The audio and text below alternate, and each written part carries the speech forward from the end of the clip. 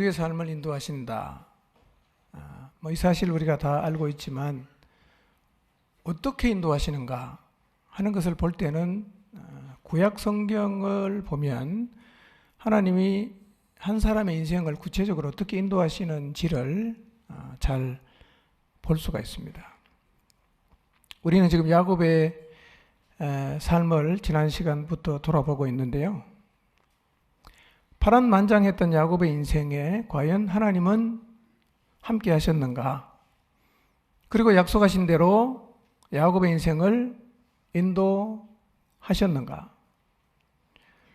파란만장한 야곱의 인생을 하나님이 인도하신 것이 확실하다면 이것은 하나님의 인도에 대한 새로운 관점을 우리에게 보여줍니다.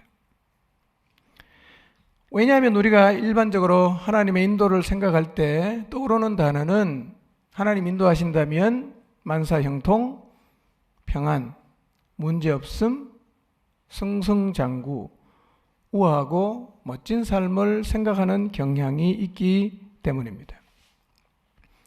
그런데 만약에 야곱과 같은 이런 파란만장한 삶에도 하나님이 함께 하시고 인도하셨다면 이것은 하나님의 인도하심에 대한 우리의 그림이 얼마나 잘못되었는가를 보여줍니다.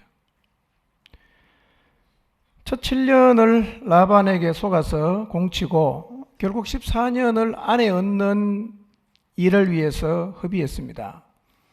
그 후 6년간 품삯과 관련해서 외삼촌 라반에게 10번 속았습니다.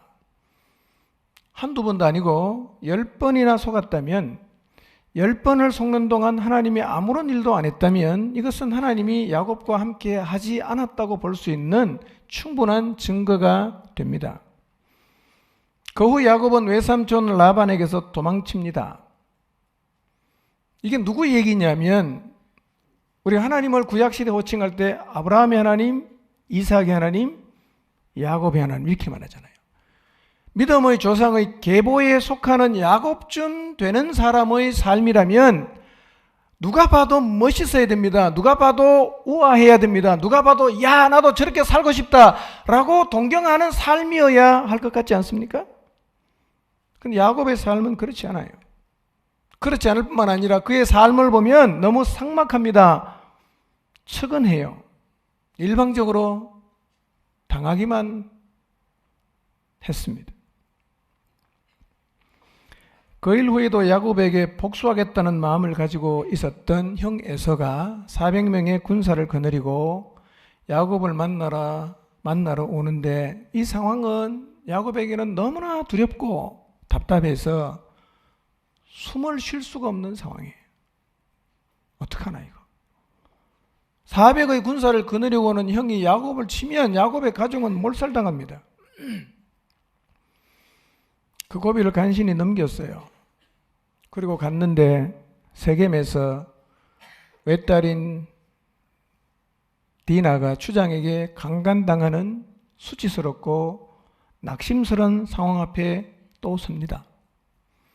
그리고 연이어 야곱의 아들들이 세겜 사람들에게 복수하고 세겜성을 노략함으로 한 번 더 야곱의 가족은 몰살당할 위기의 자리에 서게 되는데 이런 일이 하나님의 인도를 약속받았던 야곱의 삶에서 일어난 일들입니다. 이 엄청난 일들을 겪어내는 동안 하나님은 도대체 어디에 계셨을까요? 내가 너와 함께 하겠다, 너를 보호하겠다, 너를 지켜주겠다 라고 말씀하신 하나님 말씀은 다만 립 서비스였을까요? 말뿐이었을까요? 이런 인생의 그림을 보면서 그래도 야곱의 인생에 하나님이 함께 하셨고 야곱의 인생을 인도하셨다 라고 말할 수 있겠습니까? 많은 질문이 생겨요. 왜? 보호하신다면서 왜? 인도하신다면서 왜? 지켜준다면서 왜 그런 일이 일어나고 왜 그런 일이 일어났을 때 하나님은 가만히 계셨는가? 수많은 질문이 생겨날 수 있는 인생이었어.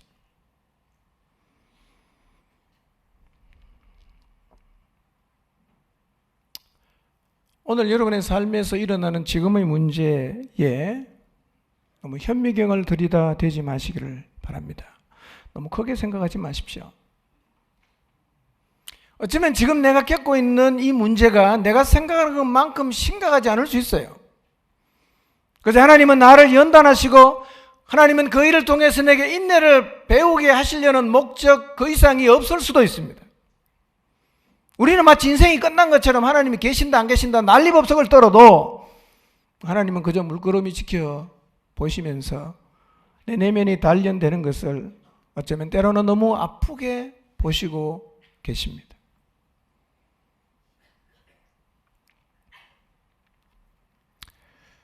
여러분, 야곱의 인생처럼 오늘 우리의 삶에서도 힘든 일이 일어날 수 있습니다. 때로는 삶의 기본적인 필요조차 채워지지 않는 자리에도 설 수 있습니다. 우리의 인생도 틀림없이 머리바와 맞사를 지납니다. 출애굽기 17장 1절을 표준 세번역으로 같이 한번 읽어보겠습니다. 시작. 이스라엘 자손의 온 회중은 신 광야를 떠나서 그들은 르비딤의 진을 쳤는데 거기에는 백성이 마실 물이 없었다. 여러분, 머리바와 마사의 원래 지명이 뭡니까? 나와 있죠? 원래 지명이 뭐죠? 르비딤이었어요. 원래 지명은 르비딤이에요. 그런데 이 르비딤이 어떻게 왔는가? 그 배경을 1절에 잘 설명하죠. 주님의 명령대로 진을 옮겨가면서 이동해서 도착한 곳이 어디입니까? 르비딤이에요. 머리바와 마사로 불려지는 르비딤이 어떻게 왔느냐? 성경은 이렇게 말하잖아요. 주님의 명령대로 진을 옮겨가면서 이동해서 도착한 곳이 르비딤이었어요. 그러니까 하나님께서 르비딤으로 이스라엘 백성을 인도하셨다는 말입니다. 그런데 이 르비딤이라는 말의 뜻이 너무 재밌어요. 르비딤의 뜻이 뭐냐면 휴식처라는 뜻입니다. 휴식처. 하나님은 이스라엘 백성을 지금 휴식처로 인도하셨다는 얘기입니다. 그런데 이스라엘 백성은 하나님이 인도하신 르비딤, 즉 휴식처에서 하나님에게 대들었습니다. 그리고 하나님을 시험했습니다. 그래서 하나님이 휴식처로 인도한 그 르비딤이 하나님에게 대든 머리바와 하나님을 시험한 마사가 되었습니다. 오늘 우리도 르비딤을 머리바로 그리고 마사로 바꿀 수가 있습니다.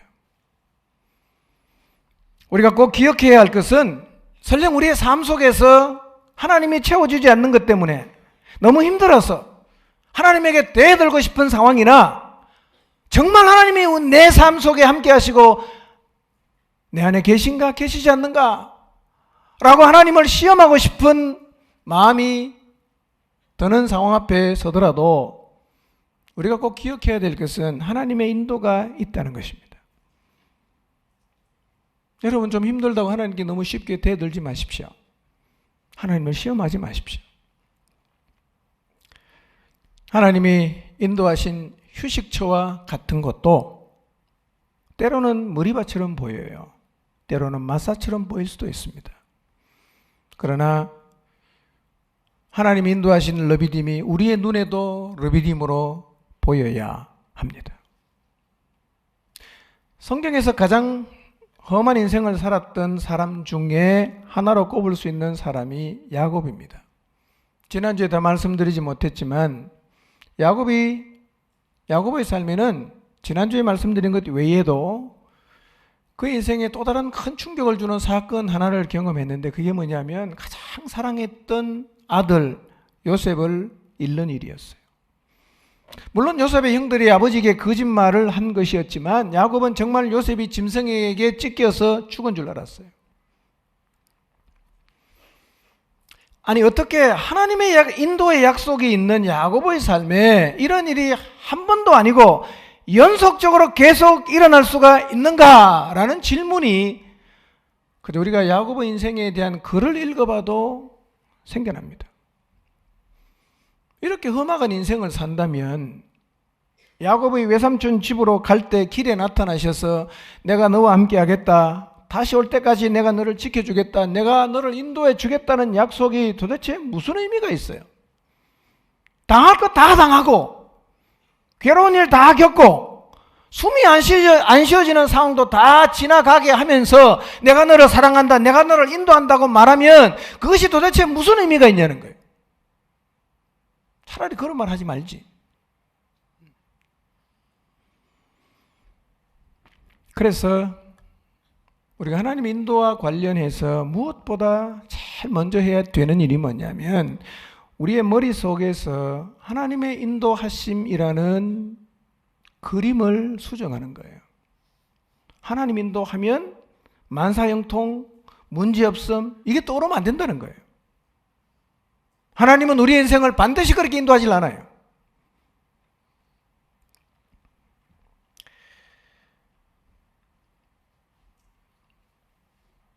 우리는 삶이 조금 힘들면, 좀 어려워지면 우리는 쉽게 이렇게 결론 내립니다. 하나님 없다.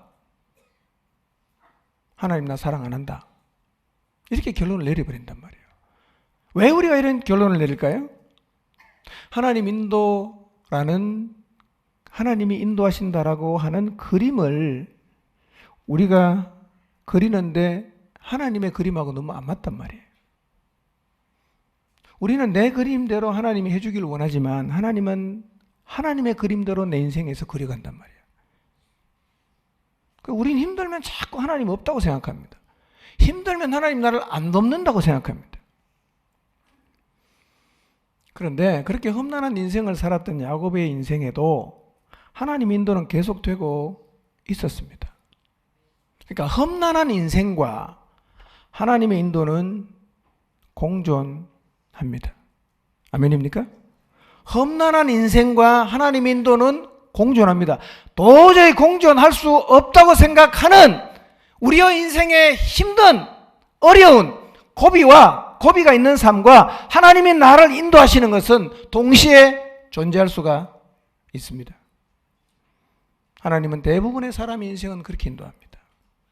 대부분의 사람. 그러니 고난이 오는 게 그렇게 문제가 되질 않아요. 자, 그러면 하나님이 과연 야곱의 인생을 인도하셨는가를 한번 우리가 확인해 보겠습니다.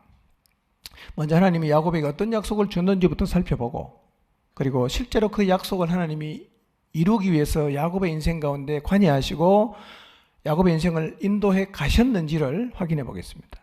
우선 하나님이 주신 약속입니다. 창세기 28장 13절에서 15절 같이 읽겠습니다. 시작. 또 본즉 여호와께서 그 위에 서서 이르시되 나는 여호와니 너의 조부 아브라함의 하나님이요 이삭의 하나님이라.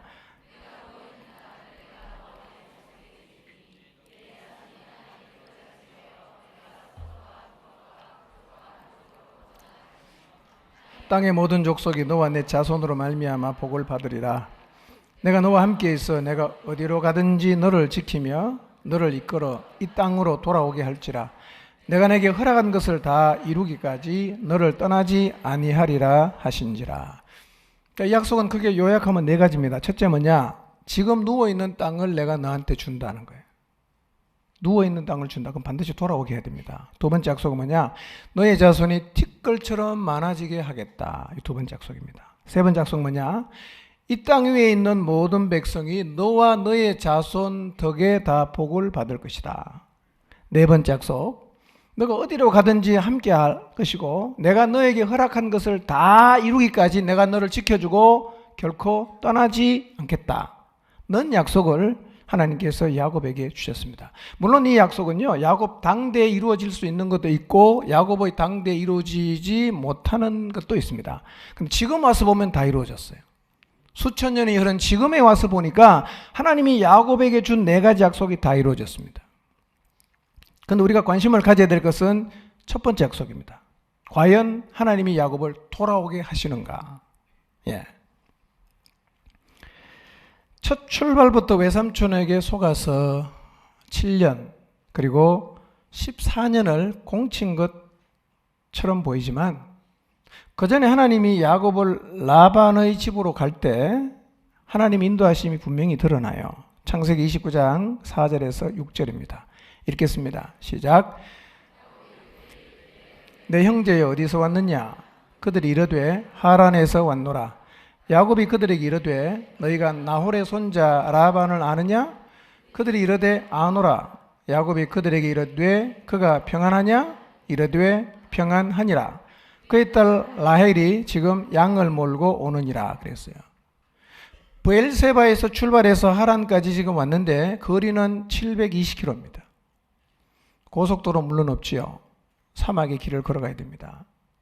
직통으로 걸어가도 20일은 걸어가야 됩니다. 자, 여러분 여기서 그냥 평양까지 걸어가라고 하면 어떻게 걸어가시겠어요? 되게 쉬울 것 같죠? 북쪽으로만 계속 가면 되는데요. 한참 가다 보면 어디가 북쪽인지 동쪽인지 몰라요. 720km를 걸어가는 거예요. 도로도 없습니다. 그런데 720km 되는 거리를 브엘세바에서 출발해서 야곱이 갔어요. 동방의 땅에 도착했을 때 우물에서 사람들이 양떼에게 물을 먹이고 있을 때 물어요. 너희가 나홀의 손자 라반을 아느냐? 라고 물었어요. 그랬더니 그들이 우리 안다. 지금 그 집의 딸 라헬이 양을 몰고 온다라고 얘기했어요. 하나님은 야곱을요, 그 외삼촌 라반의 집에 정확하게 인도하셨어요. 누가 인도했을까요? 하나님이 인도하셨겠죠. 하나님. 아브라함의 늙은 종 엘리에셀이 자기 주인의 아들의 며느리를 얻기 위해서 갔을 때도 하나님은 이 엘리에셀을 정확하게 리브가의 집으로 인도했어요.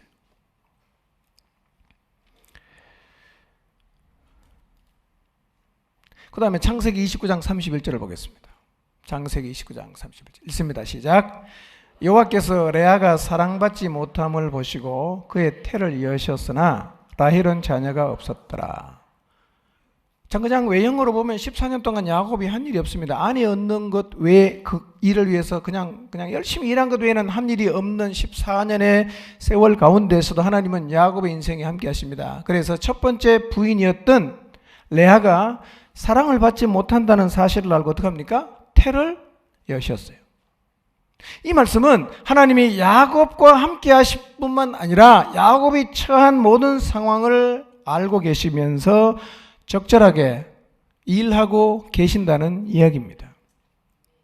이러고 20년의 세월이 지나갔을 때 하나님은 야곱에게 다시 나타납니다. 창세기 31장 11절에서 13절입니다. 읽겠습니다. 시작.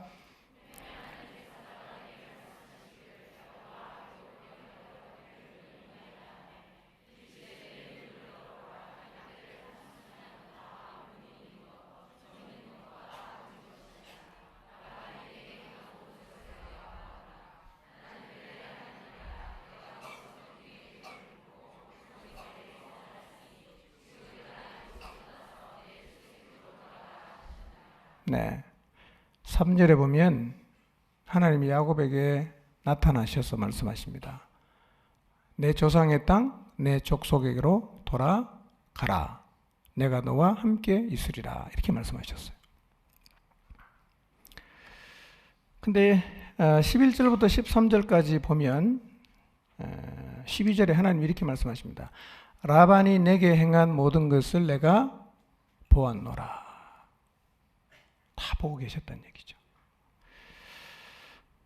하나님은 라반이 야곱에게 품삯을 10번이나 바꾸면서 거짓말을 하는 이 상황을 어떻게 했다고요? 다 보고 계셨어요. 아무런 일도 안 하셨지만 하나님은 다 보고 계셨습니다. 결혼의 과정에도 14년의 세월을 속아서 허송되는 것처럼 느껴지지만 그 기간 동안에도 사실은 하나님이 그분의 약속을 이루어 가십니다. 뭘 하셨냐? 12아들 낳았지요. 딸을 낳았지요. 손자, 손녀를 계속 낳지 않습니까? 그러니 그 기간 동안에도 하나님이 어떤 약속을 이루어 가십니까? 너의 자손이 티끌처럼 많아지게 하겠다는 그 약속을 하나님이 이루어 가고 계셨어요. 야곱의 자녀가 태어나는 일에도 레아의 태를 여시면서 관여를 하셨어요. 그리고 품삯이 바뀌어지는 모든 과정도 하나님은 다 지켜보셨습니다. 그렇게 20년의 세월이 지난 다음에 하나님이 야곱에게 나타나셔서 말씀하십니다. 내가 너에게 약속한 땅을 줄 테니까 그리로 돌아가라. 비록 야곱이 외삼촌 집에서 도망은 치지만 지금 하나님이 그가 출발했을 때 주신 약속은 착착착 진행이 되고 있습니다. 야곱이 도망갔어요. 외삼촌에게서. 자녀를 다 데리고 아내를 데리고 모은 재산 다 몰고 도망갔어요. 그런데 외삼촌이 알았어요. 출격해 옵니다. 이제 내일이면 야곱에게 당도합니다. 그 전날 라반이 밤에 잠을 자는데 하나님이 라반에게 나타나셨어요. 창세기 31장 23절 24절 보겠습니다. 읽읍시다. 시작.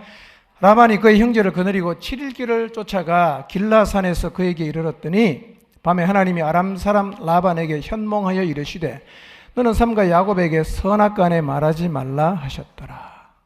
도망갔다는 소식을 듣고 7일을 추격해서 드디어 도달했습니다. 길라산에 야곱이 있는 곳까지 이르렀을 때 하나님이 꿈에 라반에게 나타나셔서 이렇게 말씀하십니다. 너 야곱 만나면 좋은 말이든지 나쁜 말이든지 아무 말도 하지 말아라. 그러니까 하나님은 라반이 야곱을 해치겠다는 마음을 갖고 있는 것을 아시니까 꿈에 나타나갖고 라반이 야곱을 해치지 못하도록 미리 다 하나님이 말씀하셨어요. 아마 잘 모르긴 하지만 이 라반같이 거짓말 잘하고 속이기를 잘하는 사람이 야곱을 만나서 해치지 않는 걸 보면 하나님께서 라반의 마음을 굉장히 두렵게 했을 것 같습니다. 꿈 꿨다고 뭐 안 하겠어요? 라반이요. 꿈 꾸고 나서 어떻게 바뀌느냐 하면 29절입니다. 31장 29절 읽습니다. 시작. 시작. 너를 해할 만한 능력이 내 손에 있으나 너희 아버지의 하나님이 어젯밤에 내게 말씀하시기를 너는 삼가 야곱에게 선악간에 말하지 말라 하였느니라. 속내를 드러내죠. 내가 너를 해칠 수 있다. 그런데 어젯밤에 너의 아버지가 섬기는 하나님이 내게 나타나셔서 말씀하시기를 좋은 말이든 나쁜 말이든 아무 말도 하지 말라고 했기 때문에 내가 너를 보내준다. 그러니까 하나님이 아무것도 안 하는 것 같지만 사실은 결정적인 순간에 계속해서 일하고 계시는 거예요. 그러니까 벗어나면 이렇게 툭툭 쳐넣는 거죠. 이렇게. 그래서 결국은 하나님이 목적한 곳으로 야곱이 가도록 계속해서 일하고 계시는 거예요. 그러니까 야곱의 삶을 그냥 외형적으로 보면 그냥 늘 속기만 하고 당하기만 한 그런 삶인 것 같지만 사실은 그 와중에서도 하나님은 세밀하게 간섭하시고 그분이 약속하신 곳으로 지금 야곱을 인도해 가십니다. 형 에서가 400인의 군사를 데리고 야곱을 만나러 온다는 소식에 야곱이 너무 두렵습니다. 가슴이 답답해요. 터질 것 같습니다. 야곱은 밤새도록 야복강 나루터에서 하나님하고 씨름하고 기도합니다. 그리고 거기서 브니엘의 하나님을 경험해요. 그러고 나서 그 다음날 형을 만나는데요. 그렇게 야곱을 향해서 적개심을 불태웠던 형이 야곱을 보자마자 오더니만 야곱을 끌어안고 두 팔을 벌려서 야곱의 목을 이렇게 안으면서 입을 맞추고 둘이 거기서 막 그냥 소리내서 막 웁니다. 20년을 칼 갈았는데 갑자기 에서의 마음이 바뀐 거예요. 누가 바꿨을까요? 20년을 갈았더니 복수의 마음이 사라졌어요. 그래서 야곱이 에서를 만나서 서로 목을 어긋 맞추어 안고 울면서 고백하기를 내가 형님의 얼굴을 보니까 하나님의 얼굴을 보는 것 같다. 이게 뭔 얘기입니까? 형님의 변화된 모습을 보니까 이건 진짜 하나님이 하셨구나 라는 생각이 야곱에게 들었기 때문에 형님의 얼굴을 보는 것이 마치 하나님을 보는 것 같다. 이렇게 야곱이 고백을 했습니다. 그러니까 이 야복강 나루터에서 에서를 만나는 과정에서도요, 두려움과 답답함과 숨막힘 그리고 동시에 하나님의 인도가 경험되는 거예요. 동시에 경험돼요. 저는 하나님 인도가 우리의 삶 가운데서 이렇게 나타난다고 믿습니다. 너무 힘들어. 죽을 것 같아. 기도합니다. 하나님 앞에 매달렸어요. 그러면서 하나님께서 기도 가운데 응답하셔서 때로는 기적을 보여주기도 하고 그러면서 그 문제가 또 넘어갔어. 이게 하나님 인도예요. 그런데 왜 하나님이 나를 이렇게 인도하실까라고 생각이 들기도 하고 왜 나를 하나님이 고통스럽게 하냐라고 우리가 하나님께 질문도 하지만 지나고 나니까 내가 너무나 하나님 앞에서 아름다운 모습으로 바뀌어져 가고 있는 것을 발견한단 말이에요. 하나님은 하나님 역사를 사람을 통해서 이루어 가거든요. 하나님이 여러분 인생을 통해서 하나님의 일을 이루어 가시려고 하면 일단은 여러분의 마음을 넓혀야 됩니다. 넓히는 것은 그냥은 안 넓혀져요. 우리는요, 어쩔 수 없는 자리까지 안 가면 절대로 바꾸지 않습니다. 절대로 안 바꿔요. 하나님 우리를 이렇게 인도하십니다. 그래서 두려움과 답답함과 절망, 그리고 하나님의 인도는 공존한단 말이에요. 같이 가는 거예요. 그 일은 하나님의 인도가 없었다라는 의미가 아니라 하나님은 그런 방식으로 우리의 삶을 인도해 가십니다. 뿐만 아니라 세겜의 사건을 겪은 후에도 야곱의 마음에는 두려움이 가득했어요. 창세기 34장 30절입니다. 읽습니다. 시작. 야곱이 시몬과 레위에게 이르되 너희가 내게 화를 끼쳐 나로 하여금 이 땅의 주민 곧 가나안 족속과 브리스 족속에게 악취를 내게 하였도다. 나는 수가 적은즉 그들이 모여 나를 치고 나를 죽이리니 그러면 나와 내 집이 멸망하리라. 예. 시몬과 레위가 가서 세겜 사람 다 죽여버리고 다 노력해 왔어요. 사람이고 물건이고 닥치는 대로 다 노력해 왔어요. 그 야곱의 마음속에 두려운 거예요. 왜냐하면 주변에 세겜 사람하고 더불어 지내는 사람들이 만약에 복수하면 다 끝나잖아요. 몰살당한단 말이에요. 너무 두려워요. 이렇게 야곱이 두려움에 떨고 있을 때 하나님이 야곱에게 다시 나타나셨어요. 창세기 35장 1절에서 7절까지 읽읍시다. 시작. 하나님이 야곱에게 이르시되 일어나 베델로 올라가서 거기 거주하며 내가 내 형 에서의 낯을 피하여 도망하던 때에 내게 나타났던 하나님께 거기서 제단을 쌓으라 하신지라. 야곱이 이에 자기 집과 사람과 자기와 함께한 모든 자에게 이르되 너희 중에 있는 이방 신상들을 버리고 자신을 정결하게 하고 너희들의 의복을 바꾸어 입어라. 우리가 일어나 베델로 올라가자.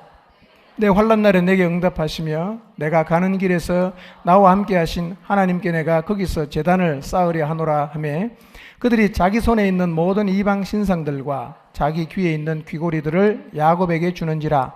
야곱이 그것들을 세겜 근처 상수리 나무 아래에 묻고 그들이 떠났으나 하나님이 그 사면 고울들로 크게 두려워하게 하셨으므로 야곱의 아들들을 추격하는 자가 없었더라.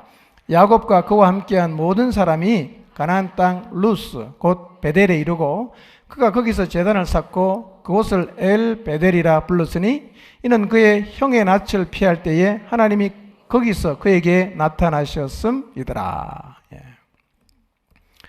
두려움에 떨고 있는 야곱에게 하나님이 나타나셔서 베델로 올라가라는 거예요. 베델이 어디입니까?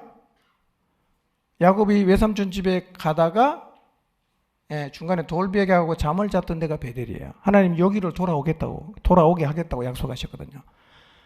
근데 형을 만나고 고향으로 가다가 지금 어디에 머물렀습니까? 세겜에 머물러 버렸단 말이에요. 다시 가게 해야 되잖아. 사건 하나 겪습니다. 너무 지금 이제 죽음의 공포에 휩싸여 있습니다. 그때 하나님이 다시 나타나셔서 말씀하십니다. 베델로 올라가서 거기서 살아라는 거예요. 베델에서 살아라. 그리고 너가 너 형 에서의 낯을 피하여 도망하던 때에 나타났던 그 하나님에게 제단을 쌓으라. 이렇게 말씀하셨어요. 이 하나님 말씀을 들은 야곱은 자기가 거느리고 있던 모든 사람에게 말합니다. 이방 신상 다 버려라. 자신을 정결케 하라. 의복을 바꾸어라. 우리 다 베델로 올라가자. 라고 얘기하고는 세겜을 떠났어요. 그런데 이 야곱이 하나님에게 순종해서 하나님이 가라고 하는 베델을 향해서 출발했을 때 어떤 일이 벌어졌냐면요. 하나님께서 야곱을 보호하는 거예요. 어떤 식으로 보호하느냐. 주변에 있는 모든 사람들의 마음속에 하나님이 두려움을 집어넣습니다. 아무도 야곱을 추격하지를 않았어요. 그래서 이 많은 일들을 겪은 이후에 드디어 야곱이 어디에 왔습니까? 루스, 곧 베델에 이르게 되었는데 여기는 하나님이 출발하기 전에 주셨던 첫 번째 약속의 성취를 이루는 자리입니다. 여기로 돌아오게 하겠다고 했는데 결국은 돌아왔어요. 자, 야곱의 인생을 하나님이 인도하셨나요? 안 하셨나요? 하셨어요.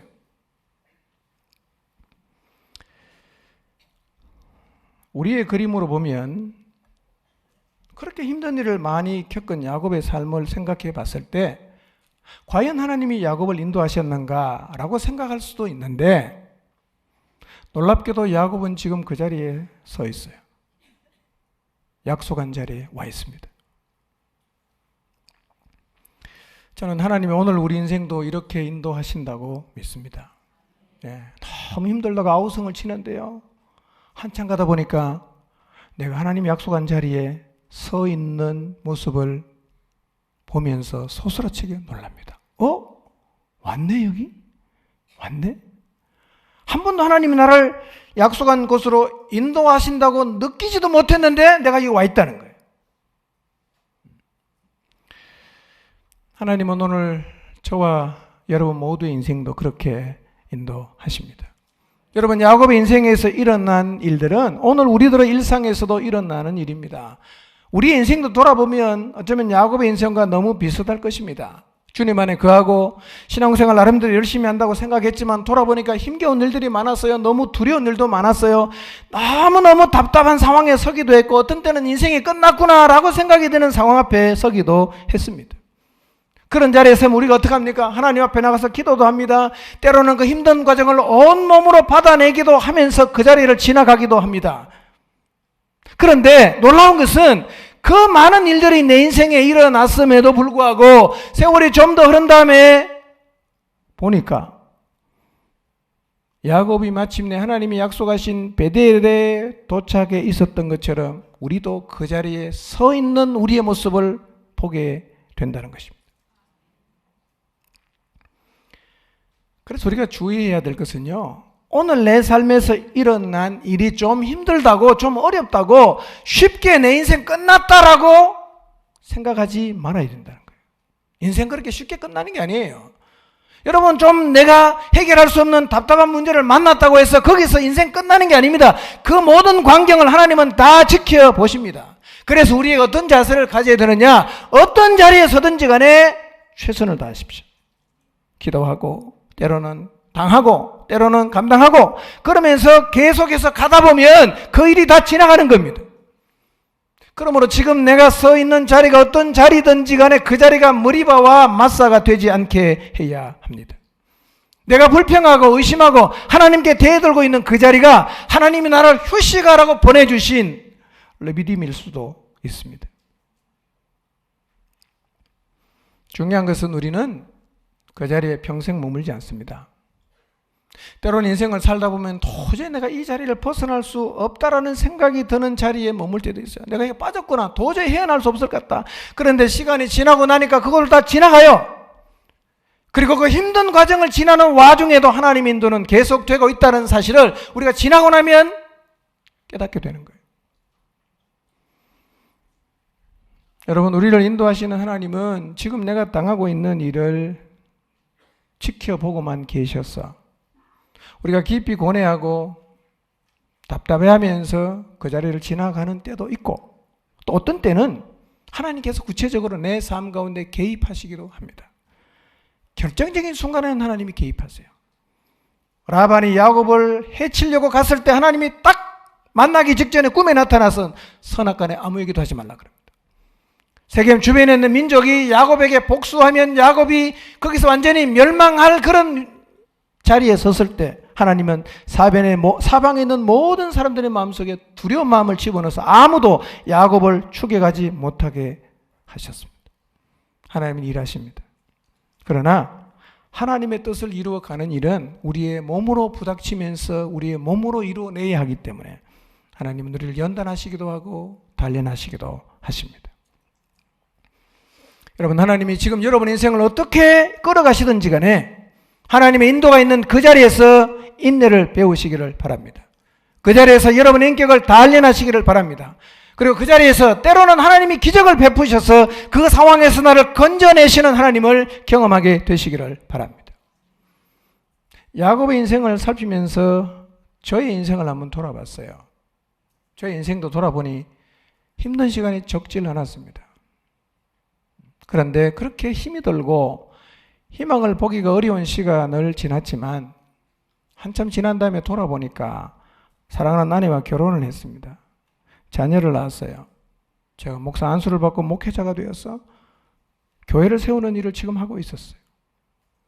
힘들고 어려운 시간 많이 지났지만 지나고 나서 돌아보니까 하나님은 내게 약속하신 것 다 허락하셨고 내게 필요한 것을 다 공급하셨다는 사실을 확인하게 되었습니다.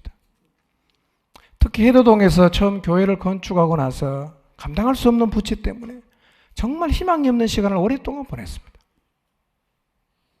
정확하게 몇 년인지 기억은 안 나는데 10년 이상을 내일이 없이 오늘을 힘겨워하면서 살았습니다. 그때를 지금 돌아보면 하나님의 인도라는 말이 매우 어색하게 느껴지는 때였습니다. 근데 지금 제가 여기 서 있어요. 그리고 자녀의 구원을 위해서 기도했던 시간도 참 길었습니다. 소원을 가지고 하나님께 예물을 드리면서 많은 시간을 기다렸는데 진전이 없어요. 마음속에 두려움이 생기는 거예요. 혹시 이 아이들이 예수님 믿지 않고 하나님에게서 완전히 멀어지지는 않을까? 예. 가슴을 졸이면서 보낸 세월이 꽤 길었습니다. 근데 지금 자녀들이 다 예수님 믿는 자리에 들어와 있어요. 부채의 무거운 짐에서 벗어난 후에 해도에서 교회를 이동으로 옮기기로 마음을 먹고 교인들과 함께 기도하면서 제가 이동의 모든 땅은 다 돌아봤습니다. 다. 산으로 들로 하여튼 땅이 있다는 데는 제가 다 가봤어요. 가고 싶은 땅이 하나 있었어요. 지금 충진교회 자리입니다. 가고 싶었어요. 우리는 교인들이 가서 땅을 밟으면서 기도했습니다. 알고 보니까 주인이 거기 살고 있었어요. 야, 땅 살 사람이 많구나. 가격이 자꾸 올라갔습니다. 결국 그 땅을 못 샀어요. 너무 아쉬웠어요. 열심히 기도했는데 너무 허탈했습니다. 실망스러웠어요. 마음이 추스려지지 않았어요. 그 땅을 사지 못해 제가 너무 힘들어하니까 어머님이 제게 이렇게 말씀하셨어요. 하나님이 우리에게 더 좋은 것을 주실 거야. 하나도 위로가 안 됐어요. 이런 마음이었어요. 아니 지금 포항에 저기보다 더 좋은 땅이 어디 있단 말인가. 그 힘든 시간을 고뇌하고 아쉬워하면서 기도하면서 보냈어요. 다 잊어먹었어요. 근데 지금 우리는 이 창포동에 와서 교회를 건축하고 예배를 드린 것이 벌써 7년이 지났어요. 이곳에 오게 된 과정은 이 땅은 제가 찾아서 온 게 아니에요. 누가 찾아서 저한테 알려줬어요. 신기하게 왔습니다. 아무리 생각해도 이동보다 여기가 더 좋습니다. 경치도 좋아요. 공기도 좋습니다. 환경도 좋아요. 터도 이동 땅의 6배가 됩니다. 이동 땅 평수를 제가 대충 지금도 기억합니다. 1030 몇 평인가 그렇게 돼요. 뒤로도 못 나가고 앞으로도 못 나갑니다. 뒤에는 학교가 들어갔고 앞에는 도로가 있어요. 우리는 앞으로도 나갈 수 있고 뒤로도 나갈 수 있어요. 마음만 먹으면.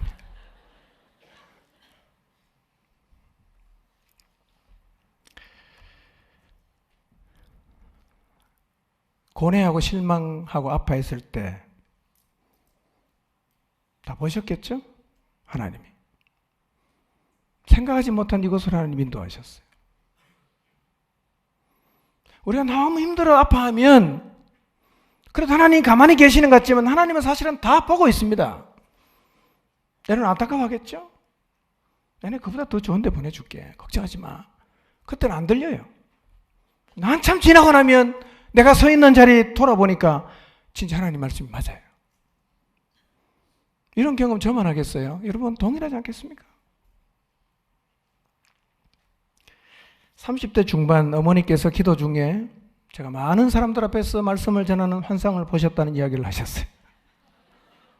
당시 교인 숫자가 별로 안 됐어요. 포항 땅에서 침례교회가 부흥한다는 것은 굉장히 어려운 일이었어요. 처음 얼마 동안은 굉장히 흥분하면서 기억했습니다. 얼마 지나지 않아서 다 잊었어요. 가능성이 별로 없다. 어느 순간 돌아보니까 점점 더 많은 사람에게 말씀을 전하고 있는 저를 보게 되었습니다. 하나님 인도는 이런 식이에요.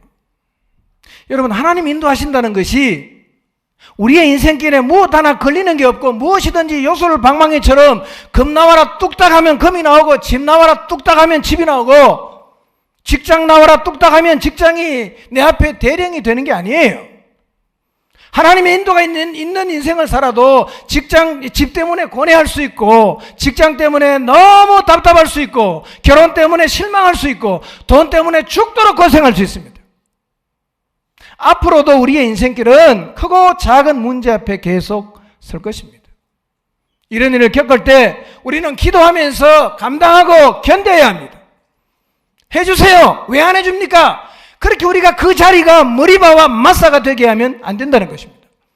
그러나 우리가 기억해야 될 것은 하나님이 야곱이 외삼촌에게 10번이나 품삯을 바꾸는 그 억울한 일을 당할 때 다 보고 계셨다고 말씀하시잖아요. 오늘 우리의 인생 가운데 우리가 겪고 있는 힘듦을 하나님은 다 보고 계시고 다 아시고 계십니다. 그러나 보고 계시고 아신다고 알고 계신다고 해서 모든 일을 내가 원하는 때 내가 원하는 방식으로 금방 해결해 주지는 않으십니다. 어떨 때는 지켜봅니다.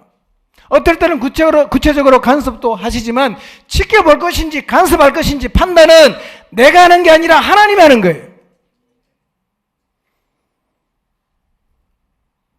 그러나 우리가 문제 앞에서 고뇌하고 때로는 절망을 하고 있는 와중에도 하나님의 인도는 멈추지 않고 계속되고 있다는 것입니다. 그 문제 너무 크게 보지 마세요. 최선을 다했어요. 부딪혀보세요.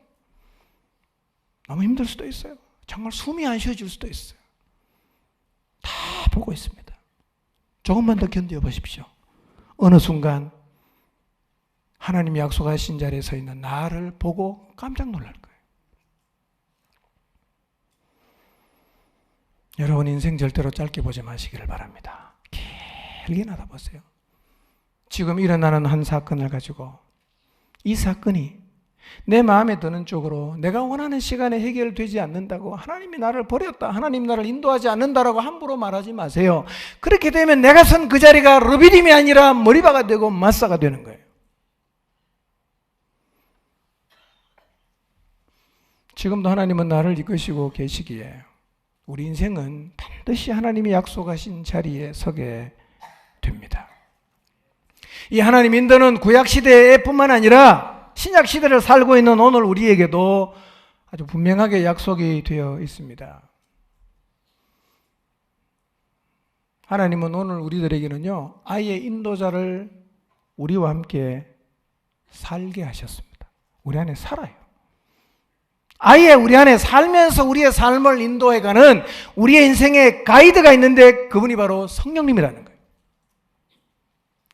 그분은 우리의 인생의 가이드입니다. 근데 그분은 우리의 인생을 가이드 하시는데 이 땅에서의 삶만 가이드 하는 게 아니라 하나님 나라에 가서 영원히 살기 위해서 우리의 몸이 변화되는 과정까지 그분이 우리의 삶을 인도하시겠다고 약속하시고 보증으로 주신 분이 성령님이에요. 내가 너희들의 인생을 이 땅에서뿐만 아니라 새로운 몸을 입어서 하나님 앞에 하나님과 더불어 영원한 삶을 살아가게 되는 자리까지 인도해 주겠다. 약속할게. 보증한다. 그러면서 보내주신 분이 누구라고요? 성령님이에요. 성경 보겠습니다. 고린도후서 5장 5절입니다. 읽습니다. 시작.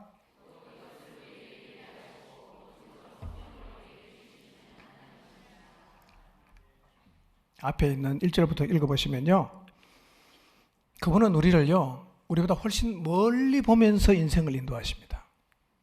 우리는 우리 인생을 죽음까지만 생각하면서 달려가지만요, 그분은 영원을 바라보시면서 우리의 인생을 인도하십니다. 그래서 우리의 관점과 그분의 관점이 다를 수 있는 거예요. 죽음까지만 보는 우리의 관점과 영원을 바라보는 그분의 관점이 다를 수가 있어요. 그분이 옳은 거예요. 요한복음 16장 13절입니다. 읽습니다. 시작. 그가 너희를 모든 진리 가운데로 인도하시리니 그가 스스로 말하지 않고 오직 들은 것을 말하며 장래일을 너희에게 알리시리라. 성령님이 영혼을 바라보시면서 우리를 가이드 하시는데 가이드의 원칙이 뭐냐? 모든 진리 가운데로 우리를 인도하는 거예요. 그분은 언제나 우리를 모든 진리 가운데로 인도하십니다. 그분은 우리를 이 세상의 관점에서 성공의 길로 인도하시는 분이 아니라 모든 진리 가운데로 우리의 인생을 인도하십니다. 우리가 걷는 인생길은 모두 다 처음 가보는 길이에요. 인생을 몇 년 살았든지 간에 인생길은 늘 낫습니다. 그래서 젊은이나 노인이나 인생길을 걸으면서 당황할 때가 많은 거예요. 한 번도 안 가본 길이요. 섰어요. 80이 돼도 한 번도 안 가보게 설 수 있고요. 젊은 사람은 말할 것도 없습니다. 가본 적이 없는 길이기 때문에 갈림길에 나오면 어디로 가야 될지가 늘 고민이에요. 머리 빠지게 고민을 내서 결정한 길도 최선이 아닐 때가 많습니다. 그래서 우리의 인생길에 꼭 필요한 게 뭐냐? 우리의 인생을 가이드해 주는 가이드입니다. 근데 우리의 인생의 가이드가 누굽니까? 성령님이에요. 그분은요, 내비게이션보다 우리 인생길을 더 정확하게 아시는 분입니다. 그런데 그분은 돈을 받고 여행지에서 가이드해주는 관광 가이드가 아닙니다. 우리의 가이드가 되시는 성령님은 우리를 너무 사랑하셔서 우리의 인생을 이 땅에서 뿐만 아니라 영원한 곳으로 갈 때까지 절대로 포기하지 않고 끝까지 책임지는 분입니다. 우리가 그분의 말을 너무 안 들어도 그분은 떠나가질 않아요. 끝까지 함께 하시면서 어떻게 하든지 간에 우리를 모든 진리 가운데로 인도하기 위해서 애를 쓰십니다. 여러분, 이 가이드가 우리 안에 살고 계십니다. 그래서 사실은요, 우리는 미래를 걱정할 필요가 없습니다.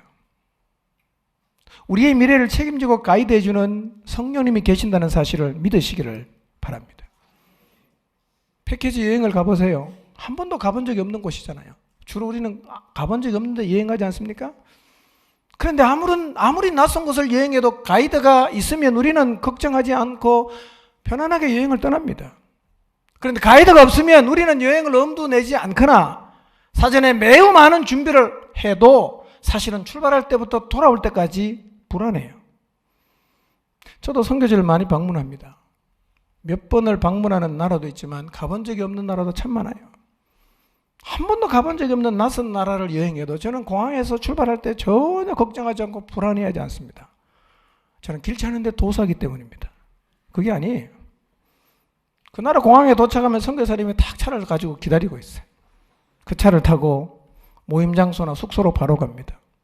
그곳에 머무는 내내 식당 갈 때도 태워주고 관광지에 태워주고 집에 올 때는 차로 공항까지 태워주고 언어가 되지 않고 지리를 몰라도 여행이 전혀 부담스럽지 않아요. 가이드가 있다는 게 이런 거예요. 우리 인생에 가이드가 있다는 거예요. 누굽니까? 성령님. 그러면 우리 인생의 가이드가 되시는 성령님 앞에 우리가 어떤 자세를 가져야 하는가? 매우 중요한 주제인데요. 이 부분은 다음 주에 상고하도록 하겠습니다.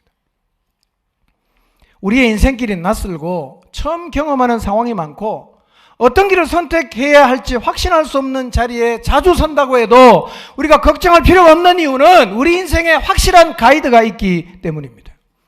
그 가이드 대신 성령님께서 지금 내 안에 계십니다. 내 인생을 책임지고 확실하게 인도한다는 사실을 믿으시길 바랍니다. 그리고 이 몇 가지 사실을 꼭 마음에 새기십시오. 세 가지를 제가 말씀드리겠습니다. 첫째, 정말 성령님이 여러분의 인생을 인도하신다고 믿는다면 걱정하지 마십시오. 내일을 걱정하지 마세요. 그분이 영원한 나라를 바라보면서 지금 나를 모든 진리 가운데로 인도하고 계십니다. 반드시 그분이 책임지실 거예요. 반드시 그분이 여러분을 약속한 장소로 데리고 가실 것입니다. 그리고 언젠가 가다가 뒤를 돌아보면 놀랍게도 하나님이 약속한 그 자리에 내가 서 있는 모습을 여러분이 보게 될 것입니다. 내일을 걱정하지 마십시오. 두 번째, 인생의 가이드가 되시는 내 안에 살아계시는 성령님을 늘 인식하시기를 바랍니다. 매우 중요합니다. 가이드를 인식해야 돼요. 지금 이 시간 여러분 안에 계시는 성령님을 한번 생각해 보십시오. 내 안에 계시는 성령님, 내 인생을 인도하시는 성령님 한번 생각해 보십시오. 그리고 지금뿐 아니라 일상에서 자주자주 성령님을 좀 생각하십시오. 내 안에 살고 있잖아. 길을 갈 때, 짬이 생길 때, 생각할 여유가 있을 때 성령님을 자꾸 생각해 보시길 바랍니다. 성령님 지금 나를 어디로 인도하십니까? 그분이 혹시 내게 뭔가를 말씀하시지는 않는지 그분을 인식하면서 묵상해 보시기를 바랍니다. 세 번째, 그림 하나 보여주실래요? 네. 항상 켜 있어요. 지금도 인도 중입니다. 늘 현재 진행형입니다. 성령님은 지금도 우리를 인도하시는 중입니다. 파란만장한 인생을 살았던 야곱의 인생, 그 와중에서도 하나님 늘 야곱을 인도하셨던 것처럼 여러분의 인생 계속 인도 중입니다. 성령님이 지금 나를 인도하시고 계십니다. 이 사실을 꼭 기억하십시오. 인도 중이에요. 이제 인생의 모든 짐과 내일에 대한 불안을 내려놓고 내 안에 살아계시는 내 인생의 가이드가 되시는 성령님을 늘 인식하고 그 성령님의 인도를 받음으로 짧은 인생길을 오직 진리 가운데로 행하는 하나님의 사람들이 되시기를 주님의 이름으로 축복합니다. 기도하겠습니다.